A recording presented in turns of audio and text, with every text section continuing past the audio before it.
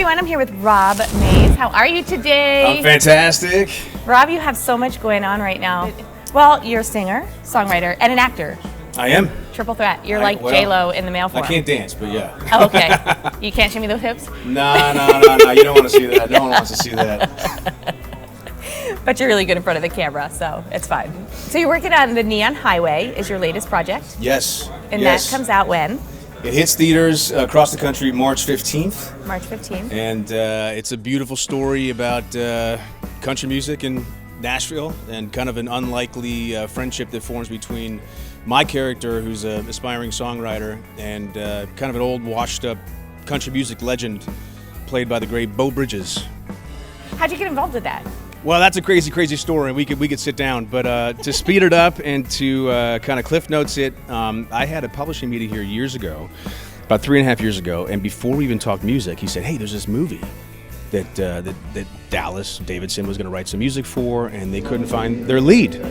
And so he said, "Maybe it could be you." And I was like, "Oh yeah, nice thought." Not really, kind of how things go in the industry, but I like the sentiment. I flew back to LA when I still had a place there, and my old agent, who's still a dear friend of mine, hit me up and asked if I had read for this country music movie.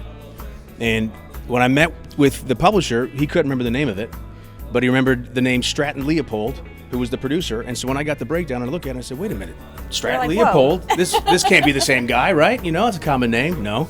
And so serendipitous. And so I taped for it. I hit up casting and said, "Hey, maybe it's worth having a conversation." And then 2 weeks later, I got the call that I had the offer, and Beau Bridges was starring in it. And we are in pretty much every scene together. It's just wild, mind-blowing. Yeah. Wow. Yeah. So filming that, what was your favorite part of filming? Working with Beau. I mean, he's such a legend. I don't even know what he has. 13 Emmy nominations. I don't know how many wins. Golden Globe, Oscar nomination. I mean, it's incredible. When you get to work with somebody that of that level, did they impart some wisdom? Is there any did you have an aha moment that you learned from him? Every you can't not learn, single right? moment. Every single moment. And I'm not just saying that. I mean, he leads with such humility, and he keeps it light on set. Of course I was intimidated, I'm working with one of the greats, but he put me at ease, and we had a blast doing it. And then in the scenes where it asked more of him in terms of bringing the drama and the emotion, and he takes it very, very seriously, and it's so refreshing to see that for someone who's been doing it for as long as he has. He's not phoning it in, and it's one heck of a performance that he gives. So did you feel like it resonated with you because you are a singer-songwriter in addition to acting? So did this movie, because it is about an aspiring songwriter, did it resonate with you in areas? In a big way, and I'm a big believer in the power of manifesting. I don't want to give too much away, too many spoilers, because hopefully you guys will be at the premiere coming up in a couple of weeks, but and for those who plan on seeing the movie, and I hope you do, I think you're going to really enjoy it. There's a couple things that happen in the film, and those couple things happened to me in my own life over the last 3 weeks. One of which I don't want to get into because it's a spoiler, but the other is that my dryer breaks. So I've got laundry up to here now, and all my girlfriend's under things hanging all over the home, drying naturally. But my dryer breaks, so I was like, man, this is we got to be careful what we put out there. Oh my goodness! Yeah. Oh my goodness! So, what would be your words of wisdom to somebody that is an aspiring singer-songwriter? What are your words of wisdom? Because you're living it, you've done the movie about it, and the movie has the ending. Don't tell the ending though. But what would your words of wisdom be, or guidance? To just do it. To just do it. If it's something that you want to do, figure out a way to make that happen. Even if you're recording stuff on your iPhone, I mean, the mic on the iPhone is fantastic. Just do it. If you want to act in whatever capacity. I mean, I grew up with my parents' camcorder running around the woods, making movies. What, Blair Witch? Blair Witch. Yeah. I made the original Blair Witch. Did that inspire you? Little unknown fact there, yeah. And where did you grow up? I grew up in Cleveland, Ohio. Ohio. Yeah. So how did singing and acting how did you get to this point from Cleveland, Ohio? Because that's kind of very random. Oddly enough, there's a lot of filmmakers and actors that have come from Cleveland. and actually a lot of artists and songwriters too. I don't know, I grew up there. My parents didn't do this at all. My dad played in a band growing up. That's actually how he met my mother, through my uncle, my mom's brother. But, they kind of just did it for fun.